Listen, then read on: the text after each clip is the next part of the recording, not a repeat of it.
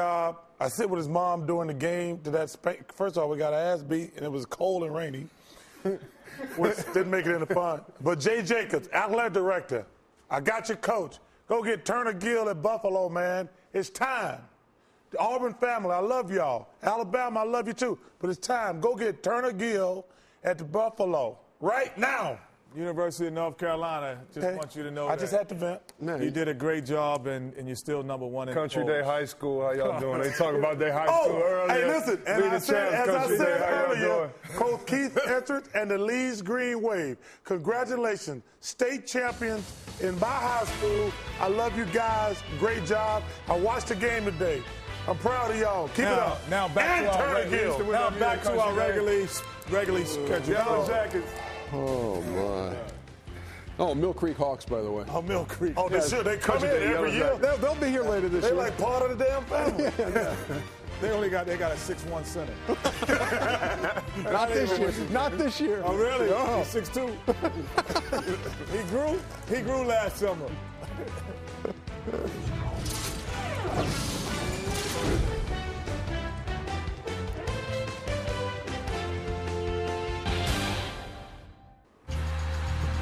Next week, right here on TNT, another doubleheader. Those Celtics are balling again. Doc Rivers got them balling. Rondo, as a matter of fact, 18-2 are the Celtics as they take on the Wizards next week. And the Utah Jazz and the Portland Trail Blazers. You know, Portland's not playing bad. You know who's got the second best record in the West right now? Nope. But let me tell you The something. Blazers, 14-6. Hey, Jazz, anytime y'all want to start playing better, pick it up. Help to have Carlos Boozer back. Why would you not want Raptors and Cavs. Rockets? Kenny, that's what I'm telling you the problem. The Lakers-Kings is not going to be a good game. Hey, Raptors-Cavs is but not they gonna should go. The most underrated player in the NBA, Joe Johnson. Yes. Doing a great job for the Hawks here in Atlanta. Best game out Let of the it. fans have their say, and they've spoken. They want to see the Raptors and the Cavs. And they pick the Cavs and the Lakers every week. Yeah, well, hey, when we come back, Hope they don't play. Mike Bibby of the Atlanta Hawks joining us here on How is Mike Bibby? He's like 72, isn't he? I'm about 68.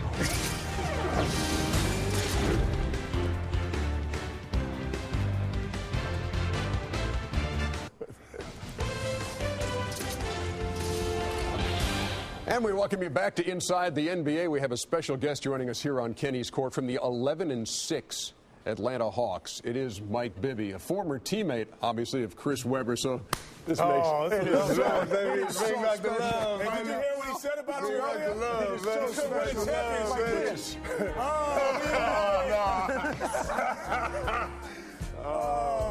He'd rather have Steve Nash and Shaq, though. They gonna show the layups. All the layups you gave him, Mike.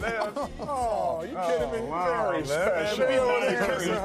Now you got a family, man. Go ahead. This son will beat me up. So we're on the court. Hey, tell me about your team, man. I mean, you last year you arrived late in the year after the trade deadline. Guys go to the postseason. The start this year has been nothing short of impressive at 11-6. Mike, why has it happened? And you've done a lot of it without Josh Smith. I think we're just having fun. You know, I mean, I've been saying, you know, from the first day I got here, you know, we have such athletic guys, and that we could switch a lot of stuff. That if we help each other on defense, that it's going to open up a lot of stuff for everything else. And we started out 6-0, and you know we were top defense in the league, and everything was going good for us. But you know we had a little dry spell where we stopped helping each other, and we had a few losses. Kenny, you have us on this court because what do you want to demonstrate with Mike and with his former teammate? Well, you know what? The one thing that they ran great was the pick and roll, and I always said it worked great because, one, I always call Mike Bibby the best shooting point guard in basketball. There's no point guard who shoots the basketball as well as he does. You've always said that. Always said that since he's been in the league, probably maybe the last 7 years, I'll say. So the last 7 years. But I think overall, you see, he creates so much attention on the pick and roll because if he gets an inch, he can knock the shot in. So all of a sudden it releases so many other options. So I just want to go over the pick and roll with him, and I want to see what C. Webb, who's a great passer, who was when he was playing, was if not the best passing big man, close to it every year. So now we got a good passer, we got a good pick and roll guy, we got Charles Barkley, a poor defender, we got Kenny. And what do you want me to do? Just lay down on a cot over here and wait till you guys are done? We'll let you call Mike Bibby, and we'll see how it goes, and I'll coach him through it. So I'll be the coach, and I'll call out. What was the pick and roll play for you guys called when you was in Sacramento? We just ran it. Pick and roll. Pick and roll, yeah. So we have a pick and roll situation. Wait, I'm a poor defender? No, you're a poor defender. So, right now, what's the first thing as a good point guard and a good pick and roll guy? If I'll start with you, Mike, what are you looking for? I'm trying to get it low to where if it's a good screen set, he has to go under or he gets caught up a little bit, have room to get the shot off, or if the big guy helps, that leaves him open. And Chris, what are you, as a great screener and a great passer, what are you looking for? Well, this is where me and Mike were arguing a good way. If I saw that Kenny is going under, I'm telling him to stop right behind me and shoot it.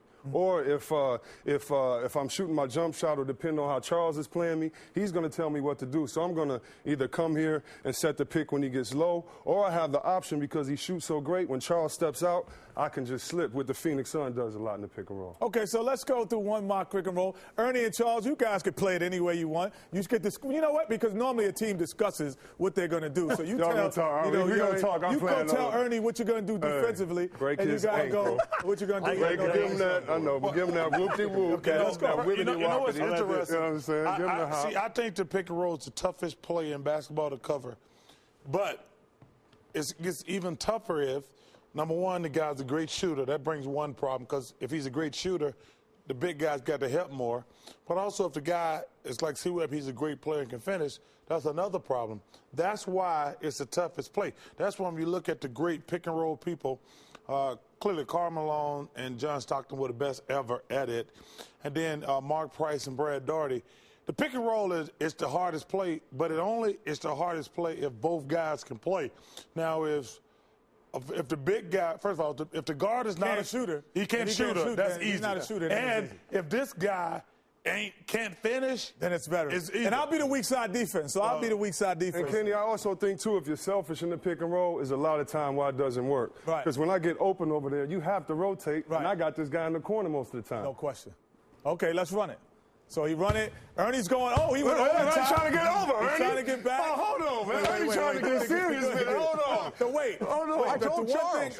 We're gonna stop there for a second. We're gonna fight over. Okay, I like that, Ernie. But no, when he fought over the pick. No, let's let Ernie get over. Okay. This is what happens with a great pick and roll. Ernie did get over the pick, so he didn't get. You see, Mike just threw it to him on purpose right away, knowing that because he's a great passer. So now they started the pick and roll, a reverse pick and roll, and all of a sudden we give it back to Mike. And then what happens? We got the poor defender who Charles didn't even see the ball. And now we got I used to be able to do that, Chuck. I used to be able to do that. Chuck didn't even look at the ball on defense. And speaking of poor defense. Man, Chris Jones is late. 53 the next game, man. Are you kidding me? Oh, this guy. I had to go to work with this man every day.